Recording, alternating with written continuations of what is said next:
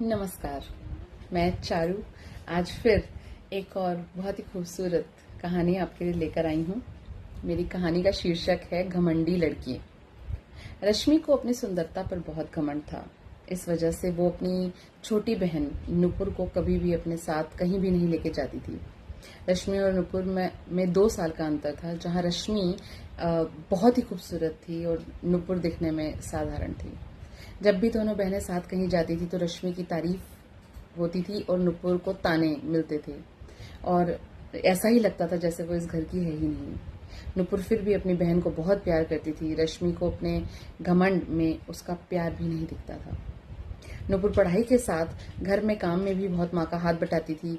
धीरे धीरे नुपुर काम में और होशियार होती गई और संस्कारी भी बहुत थी। वो बचपन से ही संस्कारी भी थी। माँ रश्मि को कई बार समझाती थी, बेटा इतना घमंड अच्छा नहीं होता, खूबसूरती के साथ संस्कार भी बहुत जरूरी होते हैं। कल को पराए घर जाओगी तब तुम्हें कोई कैसे पसंद करेगा। रश्मि बोलती, माँ मेरे लिए तो लाइन लग जाएगी रिश्तों की, तुम चिंता मत करो, तुम नुपुर की सोचो।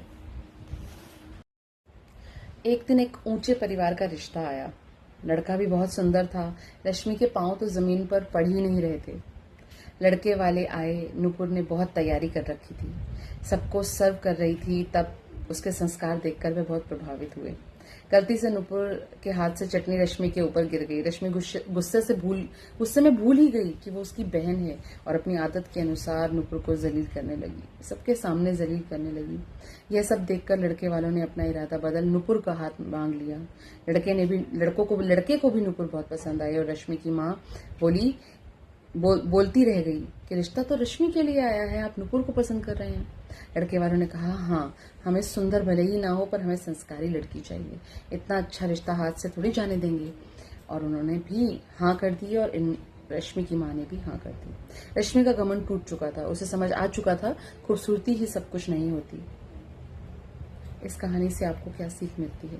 सुंदरता ही सब कुछ नहीं होती, शिष्टाचार संस्कार होना भी बहुत जरूरी है, क्योंकि यही वो गुण हैं जो मनुष्य को सर्वश्रेष्ठ बनाते हैं। घमंड मनुष्य के पतन का सबसे बड़ा कारण है। आपको हमारी ये कहानी कैसी लगी प्लीज बताइएगा। अच्छी लगी हो तो कमेंट, लाइक, शेयर, फॉलो जरूर करिएगा। नमस्कार।